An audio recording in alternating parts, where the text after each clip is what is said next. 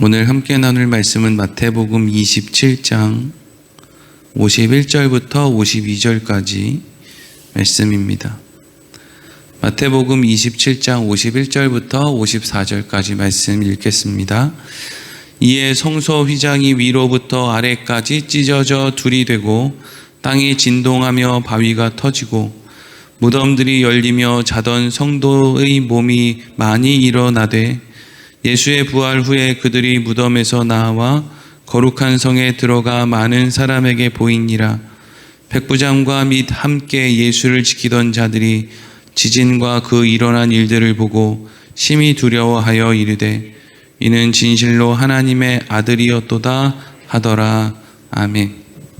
오늘은 예수를 지키던 자들이라는 제목으로 말씀 나누도록 하겠습니다. 오늘 본문을 가지고 오늘과 내일에 걸쳐서 말씀의 의미를 생각해 보도록 하겠습니다. 오늘 본문의 말씀은 예수님께서 이제 십자가 도상에서 숨이 끊어지신 이후에 부활하시기 전 그 사이에 일어난 일을 이제 기록하고 있습니다. 특별히 예수님께서 숨이 떨어지는 그 순간에 일어난 일을 좀 구체적으로 기록하고 있죠. 하지만 52절, 53절 같은 경우에는 이게 당장 그 시대에 그때 예수님 운명하셨을 때 일어난 일인지 아니면 그 이후에 마태가 기록한 것인지 그것은 이제 신학자들의 해석이 분분한데 어쨌든 그런 좀 복잡한 내용들은 내일 새벽에 하고 오늘은 먼저 오늘 본문의 말씀을 마태가 어떻게 알고 기록할 수 있었는가에 대해서 함께 생각해 보도록 하겠습니다. 우리가 예수님께서 십자가에서 운명하실 때 그때 성소와 지성소를 나누던 그 이제 커튼처럼 생긴 그 장막이 휘장이라고 불리는 그 장막이 위로부터 아래까지 찢어졌다라고 하는 말씀을 많이 이제 들어봤단 말이죠. 근데 이제 이걸 누가 봤을까 이제 하는 것으로부터 오늘 말씀을 좀 생각해 보려고 합니다. 51절 말씀 우리 같이 읽겠습니다. 시작. 이에 성소 휘장이 위로부터 아래까지 찢어져 둘이 되고 땅이 진동하며 바위가 터지고 아멘. 예수님 운명하시는 딱 그 순간에 전혀 다른 장소였던 이 휘장이 있는 예루살렘 성전 안에 성소와 지성소를 나누는 지성소 안으로는 대제사장이 1년에 한 번밖에 들어가지 못하는데 하여튼 그것을 나누는 휘장이 위에서부터 아래로 찢어지게 되었다. 그리고 땅이 진동했고 바위가 막 깨지고 이런 일이 일어났다 하는 것이죠. 뭐 땅이 진동하고 바위가 이렇게 부서지고 하는 것은 뭐 마태를 비롯해서 다른 제자들이나 아니면 예수님 십자가 앞에 있었던 사도 요한이나 뭐 이런 사람들, 아리마대 요셉이 이런 사람들이 이제 느꼈을 수도 있단 말이죠. 근데 중요한 것은 휘장이 위에서부터 아래까지 찢어지는 것을 어떻게 마태가 알 수 있었고 어떻게 초대교회 성도들이 이 사실을 알 수 있었느냐는 거죠. 분명히 이 시간에 성전 안에서 일하고 있던 제사장들 가운데 한 사람, 레위인들 가운데 한 사람이 이러한 일이 일어나는 것을 목격했기 때문에 지금 이러한 일이 일어났다라는 것을 마태가 알 수 있었다는 거죠. 그러면 평소에 예수님의 제자들이 아니면 예수님을 따르던 여인들이 종교 지도자들, 성전에서 일하던 사람들을 어떤 시선으로 바라봤겠습니까? 아유, 저 겉은 번드르르 하지만 저 속은 다 썩어가지고 사람들의 돈을 빼앗기 위해서 종교를 이용하는 저 나쁜 인간들, 뭐 이제 이런 시선으로 바라보지 않았겠습니까? 그리고 예수님도 종교 지도자들을 향해서 회칠한 무덤이네, 독사의 자식이네, 뭐 여러 가지 이제 독한 말을 예수님께서도 쏟아 부으셨죠. 그런데 그런 말을 들었던 많은 종교 지도자들 가운데 어떤 사람이 이후에 예수님께서 운명하실 때 일어난 그 일을 목격했고 그리고 그 이후에 대제사장 혹은 레위인 출신의 어떤 사람이 예수를 믿게 되는 일이 일어났기 때문에 이러한 일에 대한 기록이 지금 남아있다라는 것을 알 수 있는 거죠. 그러니까 예수님의 제자들이라든지 예수님을 따라다니던 무리들, 여인들은 종교 지도자들, 아유 저 인간들 쓸모없는 사람들이야. 저것들 예수님 말이야 핍박이나 하고 예수님 잡아서 죽이려고 하고 모함이나 하고 말이야. 저것들 전부 아주 그냥 벼락 맞아야 될 놈들. 이러고 이제 욕을 했을지 모르지만 거기에 있는 사람들조차도 하나님께서 사용하셔서 어떤 사람의 마음을 하나님이 어떻게 창조하셔서 다윗이 하나님 앞에 다른 사람을 죽이도록 사주하고 그리고 다른 사람의 아내를 빼앗고 그런데도 불구하고 자기가 어떤 짓을 했는지도 도무지 알지 못하는 그 상황에서 펑펑 울면서 하나님 앞에 다윗이 뭐라고 고백합니까? 하나님 내 영을 새롭게 창조해 달라고 그렇게 기도하잖아요. 하나님은 창조하실 수 있는 분이시기 때문에 예수님을 십자가에 매다는 데 적극적으로 동참했던 많은 종교 지도자들 가운데 어떤 사람의 마음을 하나님이 다시금 창조하셔서 휘장이 위로부터 아래까지 찢어지는 그 본인이 목격한 장면을 있는 그대로 사도들에게, 초대교회 교인들에게 전달해주는 그런 역할을 할 수 있었다 하는 것이죠.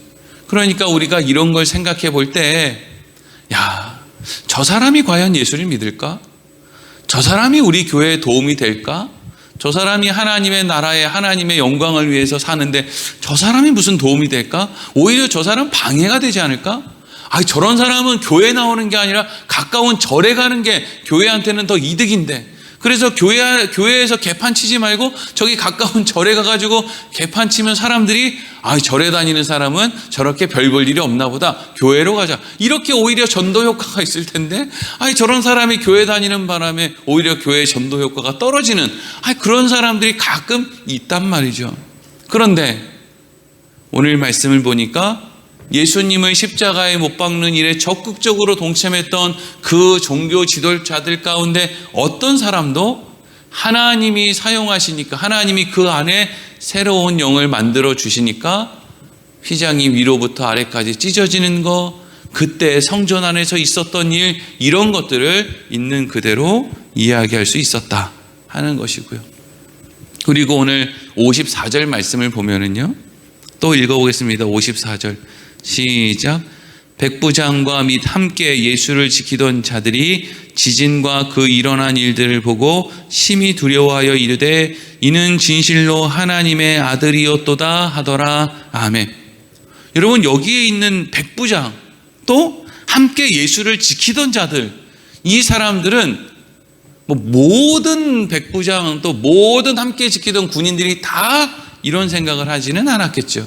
그런데 예수님의 십자가 그 사형의 어떤 그 주체적인 역할을 하고 있었던 책임자, 이 백부장과 그의 명령을 받고 있었던 로마인 출신의 군병들, 그리고 종교 지도자들이 보냈던, 예수님을 붙잡으러 보냈던 그런 어떤 종교 지도자들의 하수인들, 이런 사람들 가운데 어떤 사람은 예수님이 십자가에 달려서 행동하시는 것, 그리고 예수님께서 운명하실 때 일어난 어떤 지진이라든지 어떤 그런 현상들로 인해서 어떤 고백을 하게 됐다는 거예요. 야, 이 사람이 진실로 하나님의 아들이었구나 라는 고백을 하게 됐다는 거죠. 그러니까 여러분, 이 사람들의 마음에 이런 고백을 하게 됐다는 걸 누가 아냐고요. 그 껍데기만 보고 저 사람이 어떤 마음을 가졌는지 알 수 있는 사람이 어디 있어요. 이 사람이, 백부장이, 또 예수를 지키던 사람들이 이런 마음을 품었다는 건 누구만 알 수 있느냐? 당사자만 알 수 있죠. 그런데 이 당사자의 마음을 마태복음을 기록한 마태가 어떻게 아냐고요? 얘기해 주니까 알죠. 어떻게 얘기를 해줘요? 이 사람들이 예수를 믿게 됐으니까 알죠. 이 이후에 예수를 십자가에 못 박는데 앞장섰던 로마인 군병들, 백부장들, 이런 사람들이 오히려 예수님을 믿는 사람이 되는 놀라운 일이 일어난다는 거잖아요.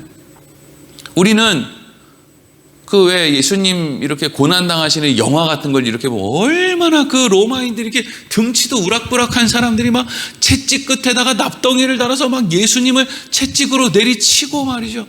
그러면 우리가 저 나쁜 군인들 저것들 어떻게 하면 좋아, 저 쳐 죽일 놈들 막 이러면서 막 혀를 찬단 말이죠. 근데 여러분 한번 상상해 보세요. 그렇게 예수님을 두드러 팼던 그 사람이 어느 날 예수를 믿게 됐다. 어떻게 하겠습니까? 그 일을, 이 놀라운 일을 어떻게 설명하겠어요? 예수님 십자가 아래에 있던 백부장이 예수님이 십자가에 매달리시는 것, 고난당하시는 것, 이거에 무관한 사람이겠습니까? 아니면 백부장 아래에 있는 하수인들이 이 일에 무관한 사람이겠습니까? 그런데 그 아래서 예수님을 조롱하고 모질게 고난을 주었던 사람들이 예수님이 운명하시는 그때 와, 이분이 진실로 하나님의 아들이었다라는 고백을 하게 됐고, 그러한 고백을 본인들이 하게 됐다라는 것을 사도들과 다른 초대교회 교인들에게 전해 주었다는 거죠. 얼마나 놀랍고 엄청난 일이에요. 엘리야 선지자, 구약에 나오는 엘리야 선지자가요, 자기 혼자 믿음이 좋은 줄 알고, 하나님 도대체 이놈의 나라에는 어떻게 이렇게 믿음 있는 사람이 없습니까?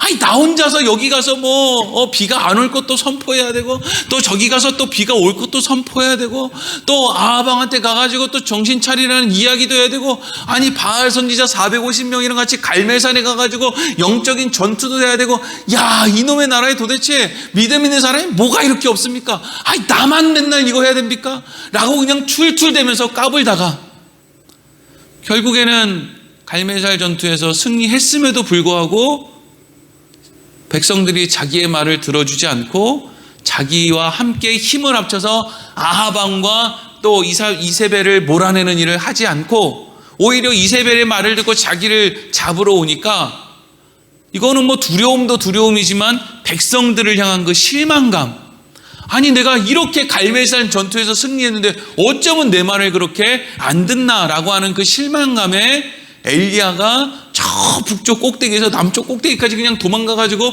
거기서 이렇게 숨죠. 동굴 속에 숨어서 확 처박혀 있는 거죠. 그랬더니 하나님이 엘리야 선지자를 찾아가서 이런 이야기 저런 이야기, 이런 모습 저런 모습 다 보여주신 다음에 마지막으로 한 말 기억나세요? 야, 넌 이 나라에 믿음 있는 사람이 너만 있는 줄 알지? 너 말고도 내가 믿음 있는 사람, 바알에게 무릎 꿇지 않는 사람 몇 명이 있다는 거예요? 7,000명이 있어, 임마. 7,000명이. 너는 지금 네가 뭐 대단해가지고 지금 사람들이 그냥 한심해 보이고 그러니까 그냥 에라이 모르겠다 이거 지금 여기 와서 숨어있지. 지금 거기에 있는 7,000명은 생업의 전선에서 지금 믿음을 지키려고 그 자리를 지키고 있는, 소리 없이 이름도 없이 빛도 없이 거기 지키고 있는 사람이 7,000명이나 있다. 너 뭐하냐? 너 뭐한다고 그렇게 답답해하냐? 여러분, 우리는 하나님이 하시는 일에 대해서 경계를 모릅니다. 아니 그렇잖아요. 예수님을 십자가에 못 박던 로마의 군병들이 이러한 고백, 저 사람은 하나님의 아들이구나라는 고백을 할 수 있을 정도의 일을 하나님이 하시는 거예요. 능치 못할 일이 어디 있겠습니까? 하나님이 능치 못할 일이 어디 있겠어요? 그렇게 자기들의 기득권을 지키기 위해서 예수님을 못 살게 했던 그 종교 지도자들 가운데 어떤 사람은 휘장이 위에서부터 아래까지 찢어지는 거, 이걸 지금 예수님 제자들이나 초대교회 교인들한테 말하면 어쩌자는 거예요.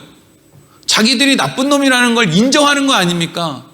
휘장이 위로부터 아래까지 단번에 찢어졌다라고 하는 그것을 초대교회 교인들한테 가르쳐주는 순간 우리 종교 지도자들의 선택이 완전히 잘못된다는 것을 자기들이 고백하는 거 아니에요. 근데 그걸 하고 있단 말이죠.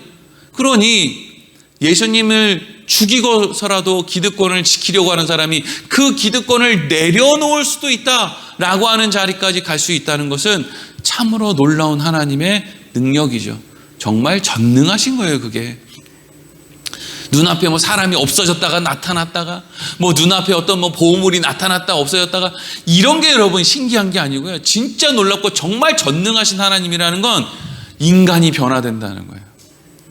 인간이 변한다고. 네. 여러분 그 동화에 나오는 청개구리 하는 짓 좀 보세요. 그렇게 우매하고 어리석은, 네? 맨날 어머니가 하는 말 거꾸로 하다가 어머니가 머리 좀 써가지고 시냇가에 묻어주라고 많이 하던 대로 하든지. 이 청개구리의 일관됨은 뭐예요? 멍청하다는 거죠. 청개구리의 일관됨은 도대체 어머니의 마음을 모른다는 거예요. 여러분, 인간들의 어리석은 뭐예요? 도대체 하나님의 마음을 모른다는 거죠. 뭐 좀 잘해보려고 하는데 답답한 짓만 한다는 거예요. 여러분, 생각해보면, 우리 인생의 지난 날을 생각해보면, 내가 진짜 믿음을 가지고 열심히 했다라고 하는 그 일이 나를 꼭 좋게 만들었는가? 그렇지도 않다는 거죠. 내가 이거는 조금 더 열심히 할 수 있지 않았을까? 아니면 내가 이건 더 적극적으로 할 수 있지 않았을까? 내가 그때 왜 이 상황을 피했지? 라고 하는 그 상황이 오히려 나한테 도움이 되는 순간도 있단 말이에요. 나한테 절망감을 줬던 그 사건이 오히려 나를 안전한 길로 이끌었다든지, 혹은 나에게 안전을 줄 거라고 생각해서 찾았던 그 길이 오히려 나한테 어려움을 준다든지 라고 하는 일들이 우리 인생에 많이 있어요. 그런데 그 모든 인생을 누가 알고 있다고요? 하나님이 알고 있는 거예요. 우리는 안전하다 아니면 안전하지 못하다라고 하는 것을 우리의 어리석은 기준으로 자꾸 생각을 하죠. 그래서 때로는 하나님 앞에 나와서 울기도 하고 매달리고 고함도 지르고 그러는 거예요. 근데 하나님의 입장에서는요, 너 딱 6개월만 살아봐라. 네가 지금 울 일인가? 너가 딱 1년만 살아봐라. 이게 네가 울 일인지 소리 지를 일인지 아니면 좋아할 일인지 1년만 살아봐라. 저도요, 결혼하고 나서 교회에서 여기서도 나가라, 저기서도 나가라, 너 이렇게 막 그냥 여기저기 쫓겨다닐 땐 진짜 하나님 도대체 뭐 하시는 거냐고. 도대체 이건 뭐 열심히 좀 해보려고 그러는데 왜 이렇게 상황이 안 받쳐주느냐고 별의별 기도를 다 해봤어요.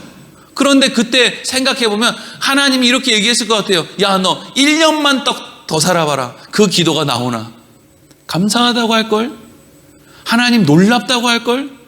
하나님의 그 신묘막측한 은혜에 눈물을 흘리지 않을 수 없을걸? 1년 앞도 모르는, 6개월 앞도, 하루 앞도 모르는 어리석은 인생아, 뭘 안다고 지금 그 감정에 취해서 울고불고 난리를 치냐, 이거죠. 지금 서 있다고 생각하지만 한나절 뒤에는 자빠져 있을 수도 있고, 지금 자빠져 있다고 생각해서 낙심할 수 있지만 또 한나절 뒤에는 누군가가 양쪽 팔을 날 들고 일으켜가지고 다시 세울 수도 있고, 그렇게 고민이었던 것이 단순간에 해결될 수도 있고, 그렇게 자만하던 상황이 한순간에 꼬꾸라질 수도 있는 거 아닙니까?